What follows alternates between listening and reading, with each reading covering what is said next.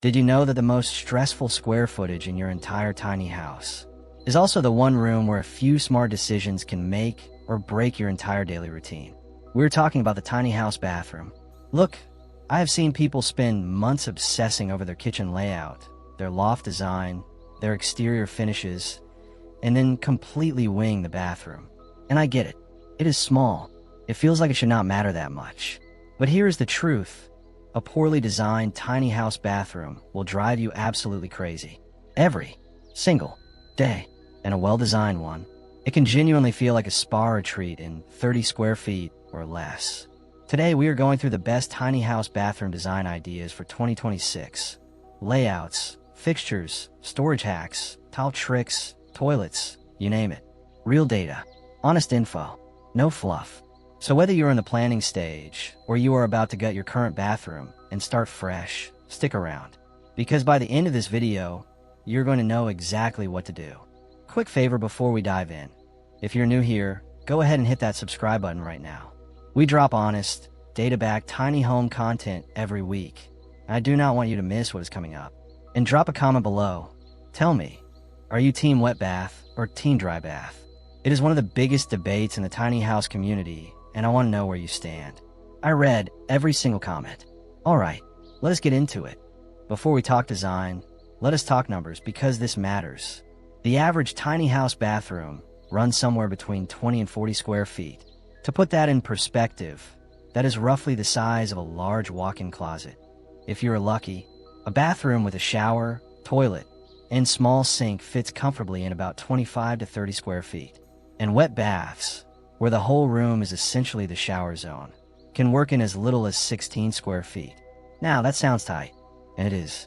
But here's what I want you to lock in right now.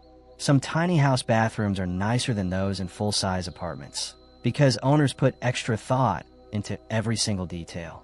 That is the mindset we are working with today. Constraint breeds creativity. Let's use it. Your very first design decision, and one that affects everything else, is this: wet bath or dry bath? Let me break this down clearly. Wet bath. A wet bath is a bathroom where the entire room is waterproofed and serves as a shower.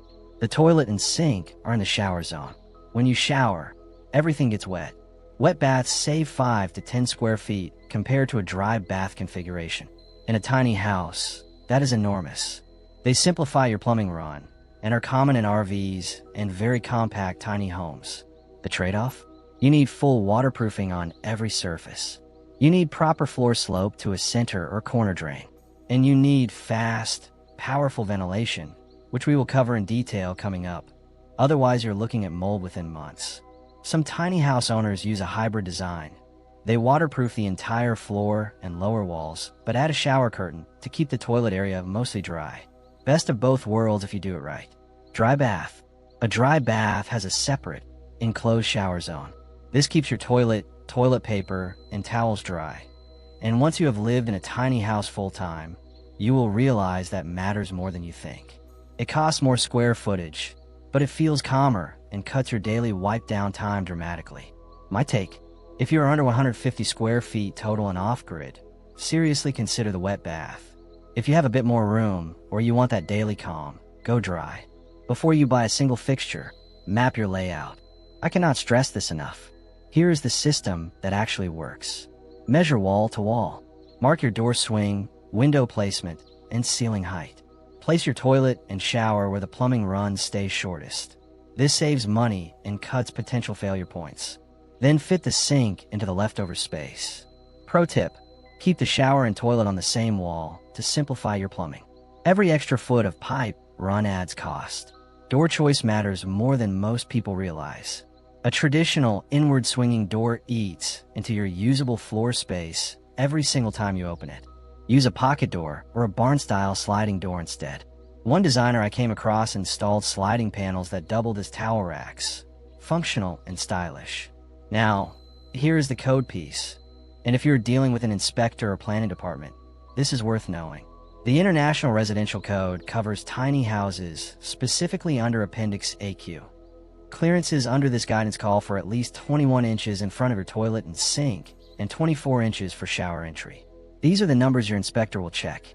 One more thing worth saying clearly: In 2026, many jurisdictions, especially in the Pacific Northwest and parts of the Northeast, are tightening their rules on composting toilets for permanent tiny homes.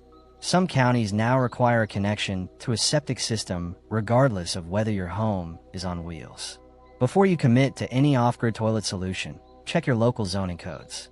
This 15-second conversation with your county planning office can save you thousands in legal headaches later. And plan your storage as part of the layout, not as an afterthought. Recessed niches, slim medicine cabinets, shelving above the toilet. These need to be inside the walls, not bolted on later. Alright, fixtures, because the wrong ones will make even a great layout feel cramped. The right ones make a tight space feel intentional and open. Toilets. Wall-hung toilets are standard across Europe, and they are now a real trend in American tiny home builds. They free up floor space, let you see continuous flooring underneath, which makes the room read larger, and they're easier to clean. On price, a quality wall-hung unit from brands like Swiss Madison or Toto Acquire runs between $300 and $700. But here's the real number to know. Once you add the in-wall carrier system and labor, you are typically looking at $800 to $1,500 all in. Budget for the full installation, not just the fixture. If you are off-grid or water-conscious, composting toilets are the tiny house community's most recommended option. Popular brands like Nature's Head and Separate offer user-friendly designs. Nature's Head is currently retailing around $1,035 to $1,080, right at that $1,000 milestone. And with 2026 water rates continuing to climb, a composting setup can realistically save the average tiny house dweller over $300 a year in utility and hauling costs. That payback period is shorter than most people expect. There is also a toilet sink combo worth knowing about, a 2-in-1 unit that reuses gray water from the sink for flushing. Eco-friendly and space-efficient. Standard flush toilets use 1 to 1.6 gallons per flush and require either a septic hookup or a black water tank. Know your site situation before you choose, and cross-reference with your local zoning rules as we discussed. Sinks. A wall-mounted sink can give back 1 to 2 square feet of usable area, enough to stand comfortably or add storage below. Corner sinks and pedestal sinks are excellent for creating an open floor feel. Some tiny house owners skip the bathroom sink entirely if the kitchen sink is close by. It is a legitimate option when you're really pressed for space. Showers. Most adults find 30 by 30 inches usable, but prefer 32 to 36 inches when possible. Corner shower stalls with clear glass doors are the most popular choice. The glass keeps visual weight low and makes the room feel wider. For wet baths, a shower panel system instead of a traditional shower head saves space and creates a clean, modern look. Fiberglass and acrylic pans are lightweight, important if you are on a trailer, and they simplify waterproofing. Clear glass keeps the shower visually open, but waterproofing does the real structural work. Slope the floor to a single drain, run membranes up the walls, and seal every corner properly. Vanity. A compact vanity with deep drawers stores more without adding visual bulk. Deep drawers beat cabinet doors in tiny spaces because you can stack items vertically and see everything at once. Choose a narrow profile with a light finish to reflect light back into the room. Okay, this is the section people come back to watch twice. These are the visual design tricks that make a 25 square foot bathroom feel like 50. Tile strategy. In 2026, tiles are doing serious design work in small bathrooms. The rule: large format tiles with matching grout reduce the number of visual lines your eye has to process. Less lines equals a calmer, bigger feeling space. Vertical tile patterns draw the eye upward, making ceilings feel higher, a huge win in narrow bathrooms. Running the same tile continuously from a floor into the shower wall removes visual breaks that divide the space. This continuity makes the bathroom read as one surface instead of separate zones. One of the most effective tricks top designers are using right now. What is out in 2026? The millennial gray and all-white hospital looks. Designers are calling flat, cool-toned porcelain tiles with no texture lifeless and dated. What is in it? The design world is calling it warm minimalist. Think creams, terracotta, and soft oaks. Organic textures, natural stone, and materials with variation in depth are replacing the sterile palettes of the last decade. Specifically, two things are dominating tiny bathroom design right now. The first is biophilic design, walnut vanities, stone pebble shower floors, integrated plant ledges, and natural materials that blur the line between indoors and outdoors. The second is fluted textures. Ribbed wood vanity fronts and fluted glass shower panels are the specific detail that is everywhere in 2026. It adds visual interest without adding clutter. Matte black fixtures with warm wood accents. Soft sage or dusty pink tile pairings. Brass hardware against neutral stone. These are the combinations making tiny bathrooms look genuinely luxurious right now. Color and light. Light colors remain foundational. They reflect light and visually expand the space. But do not go stark white with nothing else. Layer in textures, warm tones, and one or two accent elements. Layered lighting is a game changer. Task fixtures at the mirror, ambient ceiling illumination, and a shower-safe recessed light create real depth. Warm LED strips and recessed niches add ambience without consuming any extra space.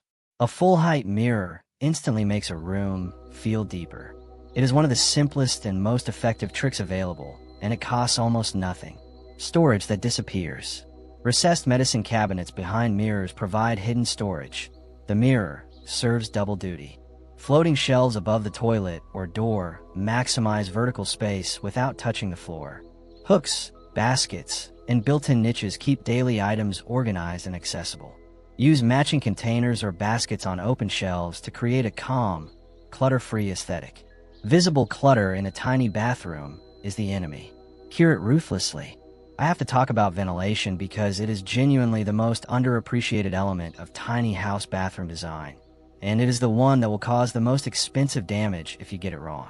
The small volume of a tiny bathroom means humidity builds up fast during showers.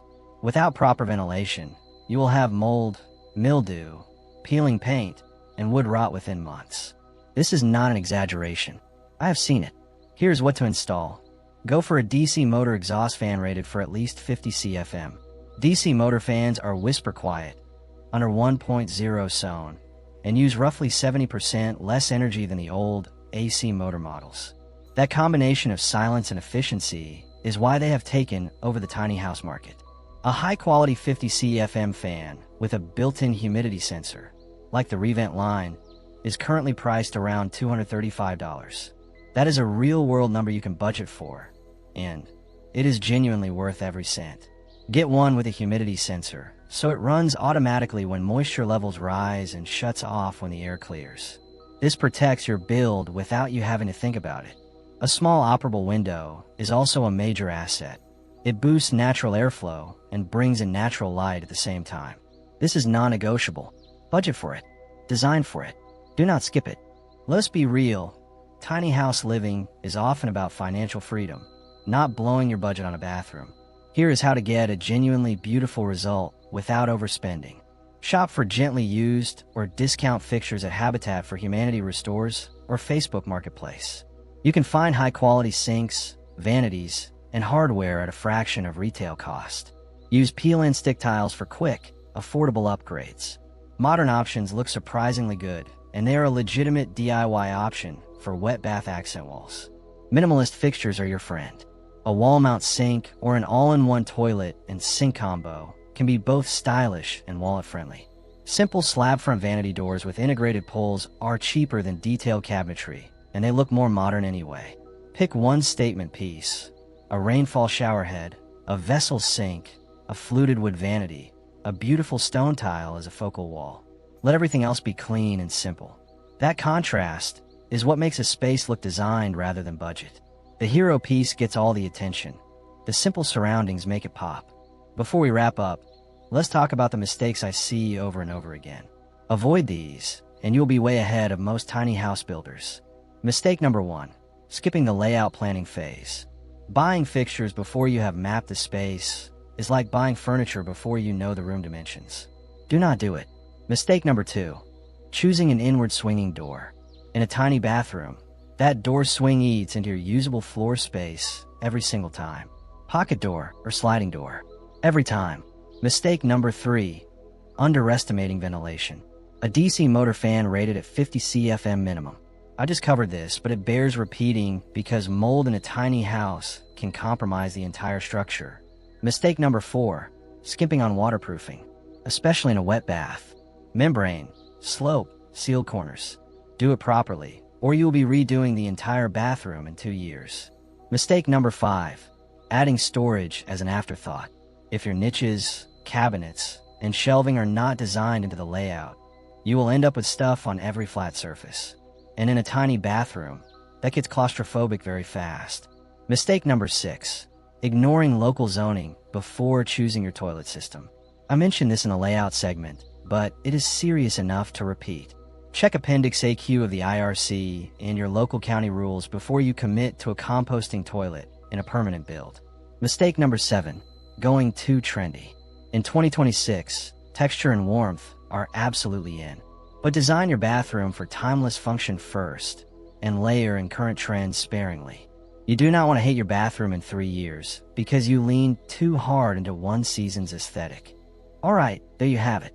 Tiny house bathroom design ideas that are actually grounded in how real people live in these spaces, not just pretty pictures from a magazine. Let's do a quick recap of what we covered. First, know your space. Most tiny house bathrooms run 20 to 40 square feet, and that is enough to work with if you design it properly. Second, make the wet bath versus dry bath decision early. It affects your layout, your plumbing, and your daily life. Third, map your layout before you buy anything. Keep plumbing on one wall. Use a pocket or sliding door. Know your Appendix AQ clearances. Fourth, choose fixtures intentionally. Wall-hung toilets at $800 to $1,500 installed. Nature's Head composting toilets right around that $1,000 mark. Clear glass corner showers.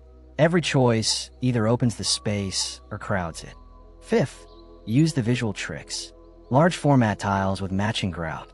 Vertical lines. Continuous surfaces. Biophilic materials and fluted textures. Layered light and a full height mirror. These are the tools that make small feel big.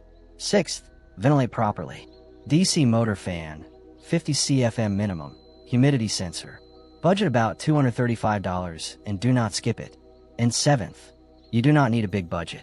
You need smart decisions and one great focal point. If this helps you out, hit that like button. It genuinely helps this channel more than you know, and it tells me to keep making content exactly like this. Subscribe if you have not already, and hit the notification bell so you do not miss our next video. We have a deep dive on tiny house kitchen layouts coming up, and it is going to be just as detailed as this one. And drop that comment, wet bath or dry bath. Let the debate begin. I will see you in the next one.